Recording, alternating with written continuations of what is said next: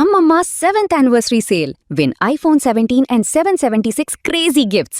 Support చేయండి, dosa batter ఫ్రీగా పొందండి.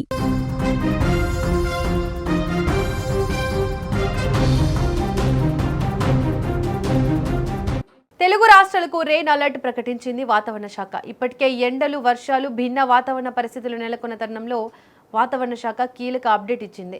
ఏపీలో పిడుగులతో కూడిన వర్షాలు, కొన్ని చోట్ల ఎండ ప్రభావంతో విభిన్న వాతావరణ పరిస్థితులు నెలకొన్నట్లు వాతావరణ శాఖ సూచించింది. తూర్పు విదర్భ నుంచి దక్షిణ కేరళ వరకు, తెలంగాణ, రాయలసీమ, దక్షిణ అంతర్గత కర్ణాటక, తమిళనాడు, పుదుచ్చేరి మీదుగా ద్రోణి విస్తరించి ఉందని, దీని ప్రభావంతో ఇవాళ రేపు రాష్ట్రంలో పలుచోట్ల పిడుగులతో కూడిన మోస్తరు నుంచి భారీ వర్షాలు కురిసే అవకాశం ఉందని వెల్లడించారు.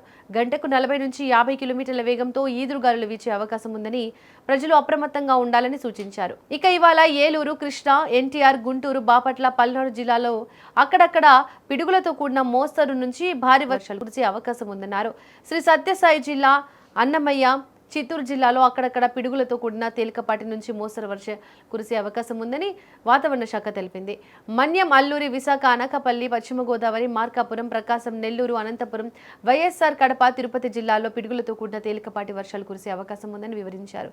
అయితే ఇప్పటికే గత 2 రోజుల నుంచి ఏపీలో పలు జిల్లాల్లో వర్షం దంచుకొడుతోంది. దీనికి తోడు మరో 2 రోజుల పాటు భారీ వర్షాలు కురిసే అవకాశం ఉండడంతో ఆకస్మికంగా ఉరుములతో కూడిన వర్షం పడే అవకాశం ఉండడంతో ఆ సమయంలో ప్రజలు చెట్ల కింద, విద్యుత్ స్తంభాలు, హోర్డింగ్స్ కింద నిలబడవద్దని సూచించారు. పొలాల్లో పనిచేసే రైతులు, పశు కాపరులు మరింత అప్రమత్తంగా ఉండాలని, ఆకాశం మేఘావృతమై ఉరుములు వినిపించిన వెంటనే సురక్షిత ప్రాంతాలకు వెళ్లాలన్నారు. వర్షపు గాలుల వల్ల ఎక్కడైనా విద్యుత్ వైర్లు తెగపడి ఉంటే వాటిని గమనిస్తూ వాటికి వీలైనంత దూరంగా ఉండాలన్నారు. అటు తెలంగాణలో కూడా ఉరుములు, మెరుపులతో కూడిన భారీ వర్షాలు కురిసే అవకాశం ఉన్నందున పలు జిల్లాలకు ఎల్లో అలర్ట్ జారీ చేశారు. ముఖ్యంగా సాయంత్రం వేళల్లో ప్రజలు అప్రమత్తంగా ఉండాలని, చెట్ల కింద, విద్యుత్ స్తంభాల వద్ద ఆశ్రయం పొందవద్దని అధికారులు సూచించారు.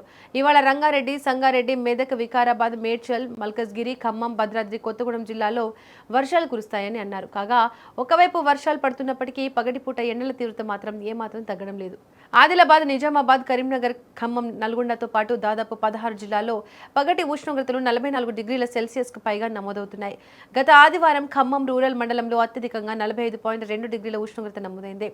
ములుగు జిల్లాలోని పలు మండలాల్లో తీవ్రమైన వడగాలులు వీచాయి.